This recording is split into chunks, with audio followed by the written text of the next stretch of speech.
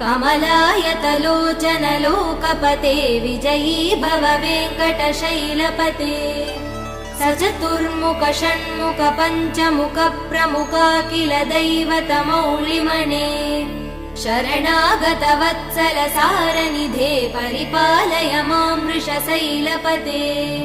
अतिवेलतया तव दुर्विषहै अनुवेलकृदै प्रपराध सदैः हरितं त्वरितं वृषशैलपते परया कृपया परिपाहि हरे अधिवेङ्कटशैलमुदारमते जनताभिमतादिकदानरतात् परदेवदया गदितान् निगमै कमलादयितान् परं कलये कलवेणुरवावसगोपवधू शतकोटिवृतात् स्मरकोटिसमात् प्रतिवल्लविकाभिमदात् सुखदात् वसुदेव